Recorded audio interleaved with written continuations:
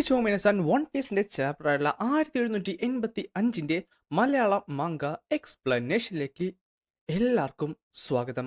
Guys, ഇന്നത്തെ ചാപ്റ്ററിൻ്റെ അകത്ത് നമ്മൾ വീണ്ടും ബ്രോക്കിന്റെ ആ ഒരു ബാക്ക് സ്റ്റോറി ആയിരിക്കും ചർച്ച ചെയ്യാനായിട്ട് പോകുന്നത്. സോ ചാപ്റ്ററിലേക്ക് ഒഫീഷ്യലി കിടക്കുന്നതിന് മുമ്പ് ലൈക്ക് ചെയ്യാനും സബ്സ്ക്രൈബ് ചെയ്യാനും ഷെയർ ചെയ്ത് നമ്മളെ സപ്പോർട്ട് ചെയ്യാനും മറക്കണ്ട. അങ്ങനെ ഈ ചാപ്റ്ററിന്റെ കവർ പേജിന്റെ അകത്ത് നമുക്ക് നമ്മുടെ ഹാങ്കോക്കിനാണ് കാണാൻ സാധിക്കുന്നത്. പുള്ളിക്കാരായിട്ട് ലൂഫിക്ക് വേണ്ടി അവളുടെ കുക്കിംഗ് സ്കിൽസ് ഒക്കെ ഒന്ന് റെഡി ആക്കിക്കൊണ്ടിരിക്കുവാണ്. അങ്ങനെ ചാപ്റ്റർ തുടങ്ങാൻ നേരത്ത് അവിടുത്തെ പ്രിൻസുള്ള ലിവിൻ പറയും ചെയ്യില്ലേ, ബ്രോക്കിനെ നിന്റെ കൂട്ടത്തിൽ കൂട്ടിക്കോ, എന്നിട്ട് അവന് നല്ല മാനേഴ്സും അവന് മര്യാദക്ക് സംസാരിക്കാൻ നീ വേണം പഠിപ്പിച്ചു കൊടുക്കാൻ. അത് ഞാൻ ഏറ്റി. പിന്നെ കാണിക്കുന്നത് കുട്ടി ബ്രോക്കാണ്. കുട്ടി ബ്രോക്ക് അവന്റെ കയ്യിൽ ഒരു സോളോ ആയിട്ട് നേരെ നടക്കുകയാണ്. അവൻ പറയും ചെയ്യും, ഈ ഒരു സ്ഥലം വളരെ മനോഹരമാണല്ലേ, അതുകൂടാതെ ഇവിടെ കുറേയധികം സുന്ദരികളുണ്ടല്ലോ. ദേ അവിടെ ഒരു സുന്ദരി, ഇവിടെ ഒരു സുന്ദരി, ഇവിടെ കുറേയധികം സുന്ദരി ഉണ്ടല്ലോ. എന്റെ ബ്രോക്കെ ഒന്ന് നിർത്തിയിട്ട് വാ. ക്യാനല്ല, നീ പേടിക്കണ്ട കേട്ടോ, ആരൊക്കെ വന്നാലും നീ തന്നെയാണ് എന്റെ നമ്പർ 1. നീ എന്നെ അങ്ങനെ വിളിക്കുന്നൊന്ന് നിർത്തുവോ? നീ എന്നെ ലേഡി ക്യാനല എന്നൊന്ന് വിളിച്ചൂടെ? ഈ സമയത്ത് നമ്മുടെ ബ്രോക്ക് അവിടെ ഉണ്ടായിരുന്ന ഒരു പെണ്ണെ കണ്ടിട്ട് ചോദിക്കുകയും ചെയ്യും, അവളുടെ പാൻറ്റീസ് ഒന്ന് കാണിച്ചു തരുമോന്ന്. പെട്ടെന്നാണ് ക്യാനല ദേഷ്യപ്പെട്ടിട്ട് പറഞ്ഞത്, ബ്രോക്ക് ഒന്നിങ്ങോട്ട് വന്നേ. പിന്നെ കാണിക്കുന്ന രണ്ടുപേരും കൂടെ അവിടെ മ്യൂസിക്കൽ സ്കൂളിൽ ചെന്നതാണ്. അവൾ ചോദിക്കുന്നുണ്ട്, അല്ലടാ നിനക്ക് ഈ സ്കൂൾ യൂണിഫോം ഇട്ട് എന്തെങ്കിലും കുഴപ്പമുണ്ടോ? പിന്നെ ഈ കൊള്ളാത്ത സ്റ്റൈലൊക്കെ ഇട്ട് കഴിഞ്ഞാൽ അതെന്നെ നന്നായിട്ട് ബാധിക്കും. പിന്നെ എനിക്ക് ടൂൺസ് ഒന്നും മര്യാദക്ക് വരത്തില്ല. പക്ഷെ നീ പേടിക്കണ്ട, ഒരിക്കൽ ഞാൻ ഒരു ഗാർഡാകാൻ നേരത്ത് ഒരു റോക്കിംഗ് യൂണിഫോം തന്നെ ഞാൻ ഇടും. അങ്ങനെ സമയം കടന്നു പോയിക്കൊണ്ടേയിരുന്നു. ബ്രോക്ക് കിടന്ന് ഉറങ്ങാൻ നേരത്ത് തന്നെ അവിടെയുള്ള ആ ഒരു ഇൻസ്ട്രുമെന്റ്സിനൊക്കെ കെട്ടിപ്പിടിച്ചുകൊണ്ട് പാട്ടും പാടിക്കൊണ്ടാണ് അവൻ ഉറങ്ങുന്നത് തന്നെ. ഈ സമയത്ത് പലരും പറയാറുണ്ട്, സത്യം പറയാലോ നിന്നെ കുറച്ച് ഉറക്കത്ത് കുശുമാണെന്ന് തോന്നുന്നു, നീ ഫുൾ ടൈം ക്യാൻഡിലയുടെ കൂടെയല്ലേ. എന്നാൽ അത് മാത്രമല്ലായിരുന്നു, ബ്രോക്ക് അവൾ പ്രാക്ടീസ് ചെയ്തെടുത്ത് അവളുടെ പ്രാക്ടീസും ചെയ്യും. ഈ സമയത്ത് അവൻ ചോദിക്കുകയും ചെയ്യും, അല്ല കാനലെ, നിനക്ക് സത്യം പറഞ്ഞാൽ എങ്ങനത്തെ ചെക്കന്മാരാണ് ഇഷ്ടം? ഞാൻ പറഞ്ഞില്ലടാ, ലേഡി കാനലെ എന്ന് വിളി. പിന്നെ എനിക്ക് പർട്ടിക്കുലർ ഒരാളെ ഇഷ്ടമാണ്, പക്ഷെ അവൻ എൻ്റെ ലീഗിലല്ല, എനിക്ക് എത്തുമെന്നൊന്നും അറിഞ്ഞൂടാ. സത്യം പറഞ്ഞാൽ ഈ ട്രെയിൻ ചെയ്യുന്നത് ഇതെല്ലാം അവന് വേണ്ടി മാത്രമാണ്. എങ്കിൽ ഞാൻ ഒരു കാര്യം പറയാം, നീ ആൺപിള്ളേരെ പോലെ വേഷം ധരിക്കാതെ പെൺപിള്ളേരെ പോലെ വേഷം ധരി, അവൻ ഉറപ്പായിട്ടും നിന്റെ പുറകെ തന്നെ വരും. കുഴപ്പമില്ല, ഞാൻ എന്തായാലും ഇപ്പൊ അവൻ്റെ അടുത്ത് തന്നെയുണ്ട്, അത് തന്നെയാണ് എനിക്ക് ഏറ്റവും ബെറ്റർ. അടുത്ത് തന്നെയുണ്ടെന്നാ? അല്ല, അതിനടുത്ത് നിനക്ക് എന്നെയാണ് ഇഷ്ടം? എന്റെ ബ്രോക്ക് ഒന്ന് നിണ്ടായി. പിന്നെ കാണിക്കുന്നത് അവർ രണ്ടുപേരും കൂടെ ടൗണിൽ കൂടെ നടക്കുന്നതാണ്.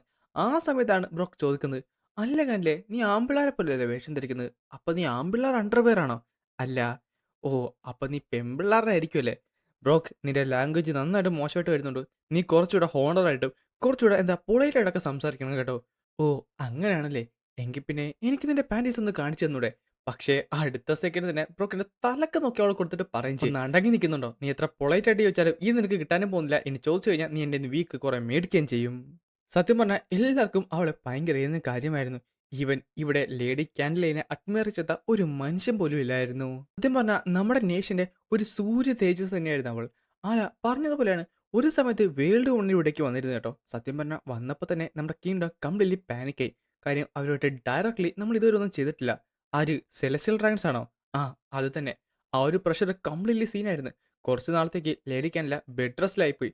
അതുമാത്രമല്ല ആ ഒരു കുറച്ച് മാസത്തേക്ക് നമ്മുടെ സൂര്യനൊക്കെ അസ്തമിച്ച് ഇത് ഫുള്ളൊന്ന് ഇരുട്ടിലായതുപോലെ ആയിരുന്നു. പക്ഷേ അതെല്ലാം ഒരു തുടക്കം മാത്രമായിരുന്നു. അതിനുശേഷം എല്ലാം അടിപൊളിയായിരുന്നു. നിന്റെ അച്ഛന് ആ ഒരു ത്രോൺ ലഭിച്ചു, നിന്റെ അമ്മയല്ല ലേഡി കാൻഡിലയെ കല്യാണം കഴിച്ചു. ആ ഒരു ന്യൂസ് ഈ ലോകം തന്നെ കൊണ്ടാടുകയായിരുന്നു. അത്രത്തോളം കൺസെപ്റ്റും ബാക്കിയുള്ള കാര്യങ്ങളാണ് അന്ന് നടന്നുകൊണ്ടിരുന്നത്. അതിനുശേഷമാണ് നീ ജനിച്ചത്. പ്രിൻസസ് ഷൂറി, താങ്കൾ ജനിച്ചപ്പോൾ തന്നെ ഈ രാജ്യം നല്ല സന്തോഷത്തിലായിരുന്നു. എല്ലാവർക്കും നിന്നെ കാണാനായിട്ട് എന്താഗ്രഹമായിരുന്നു അറിയോ? കാര്യം അവളുടെ മകളല്ലേ, ലേഡി കാൻഡിലയുടെ മകളല്ലേ. അയ്യോ, ടോപ്പിക്കിൽ നിന്ന് വിട്ടുപോയല്ലേ. നിനക്കിപ്പോൾ ഏകദേശം ഒരു ഐഡിയ കിട്ടിക്കാണുമല്ലോ എനിക്ക് എന്താണ് ഇവരൊക്കെ ഇത്ര ഇഷ്ടമെന്ന്. കുഴപ്പമില്ല. അവർ രണ്ടുപേരും എൻ്റെ അൾട്ടിമേറ്റ് ഉള്ള ബെനിഫിറ്റേഴ്സ് ആണ്. ചുരുക്കം പറഞ്ഞു കഴിഞ്ഞാൽ എൻ്റെ ജീവൻ തന്നെ അവർക്ക് രണ്ടുപേർക്കും വേണ്ടിയാണ്. ഓ, നിനക്കെപ്പോഴും അച്ഛനും അമ്മയും മാത്രമേ ഉള്ളൂ. അല്ല ബ്രോ, എനിക്കെന്തെങ്കിലും പറ്റി കഴിഞ്ഞാൽ നീ എന്ത് ചെയ്യും? അതെന്ത് ചോദ്യമാണ്? നിനക്കെന്തെങ്കിലും പറ്റി കഴിഞ്ഞാൽ എന്നെ ജീവൻ പണയം വെച്ചാലും നിന്നെ രക്ഷിക്കും. എൻ്റെ ജീവൻ കളയാൻ ഞാൻ തയ്യാറാണ്. ഓ പിന്നെ, അത് ഞാൻ അവരുടെ മകളായതുകൊണ്ടല്ലേ? അത് അവരുടെ മകളായതുകൊണ്ടല്ല, നീ ആയതുകൊണ്ടാണ്. പിന്നെ പിന്നെ ഒന്ന് പൊക്കി കിടന്ന്. എന്നിട്ട് അവൾ വഴക്കിടും. പക്ഷേ ചെറിയൊരു മിഠായി കാണിച്ച് തന്നെ അവളെ മയക്കുകയും ചെയ്തു. ബ്രോക്കും പ്രിൻസസ് ഷൂരയുള്ള ബന്ധം നന്നായിട്ട് തന്നെ പോകുന്നുണ്ടായിരുന്നു. ഇതേ സമയത്താണ് ബ്രോക്ക് അവളെ എടുത്തിട്ട് നടക്കുന്നത്. ഹേ ഡാഡി എന്ന് അവൾ വിളിക്കാൻ നേരത്ത് അവളുടെ അച്ഛനായിട്ടുള്ള അവൻ പറയും ചെയ്യും, നിനക്ക് നീ എന്നെ അച്ഛന്ന് പ്രോപ്പർലി വിളിച്ചൂടെ, നീ കൊച്ചു കുട്ടിയൊന്നുമല്ല.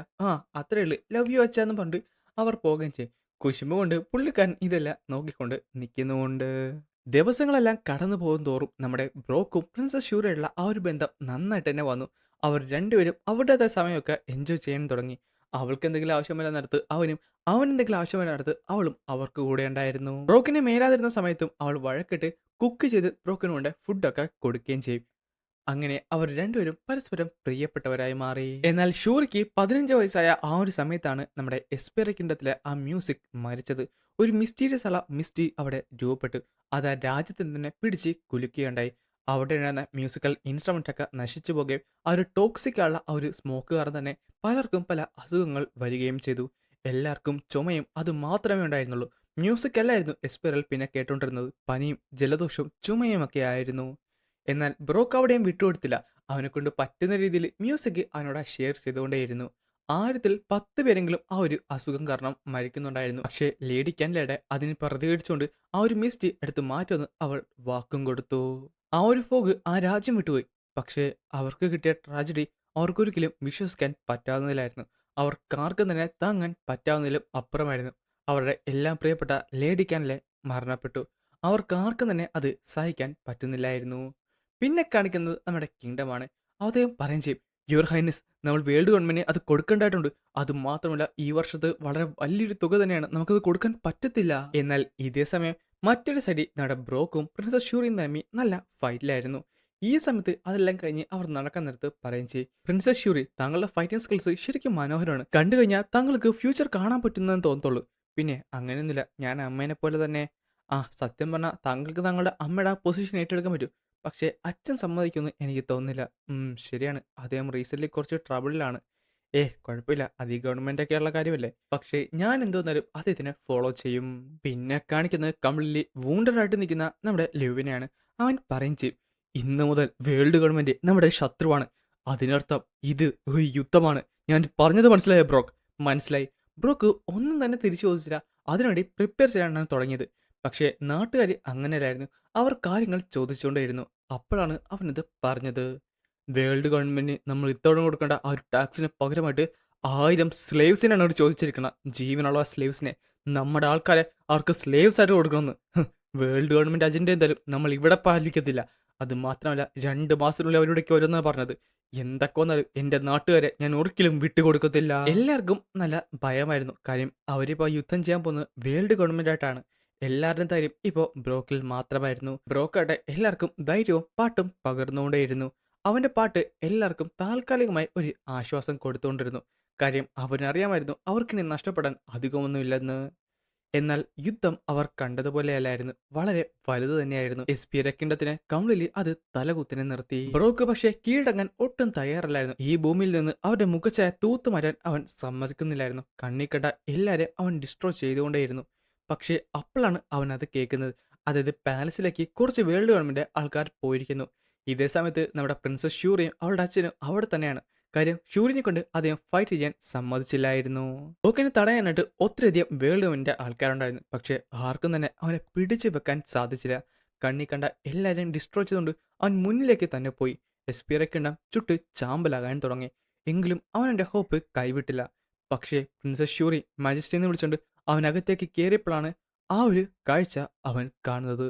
നമ്മുടെ പ്രിൻസസ് ഷ്യൂറി അവളുടെ അച്ഛനെ കൊന്നുകളഞ്ഞു. അത് മാത്രമല്ല അവർ രണ്ടുപേരും ടോമി റിവേഴ്സിൽ പെട്ടിരിക്കുകയാണ്. അതേവട്ടെ ചോരൊലിപ്പിച്ചുകൊണ്ട് നിലത്ത് കിടക്കുകയായിരുന്നു. അവളുടെ മുഖത്താട്ടെ ഒരു കുറ്റബോധം പോലും ഇല്ലായിരുന്നു. ഇതെല്ലാം കാണാനായിട്ട് ഒരാളും അവിടെ നിപ്പുണ്ടായിരുന്നു. പെട്ടെന്നാണ് അവൾ സംസാരിക്കാനായിട്ട് തുടങ്ങിയത്. ബ്രോക്ക്, ഇവിടേക്ക് നോക്ക്. ഇനി നീ യുദ്ധത്തിനെ പറ്റി വിഷമിക്കേണ്ട. പക്ഷേ തന്റെ കണ്ണുകൾ കൊണ്ട് കണ്ടിട്ട് പോലും ബ്രോക്കിന് അതൊന്നും വിശ്വസിക്കാൻ സാധിക്കുന്നില്ലായിരുന്നു.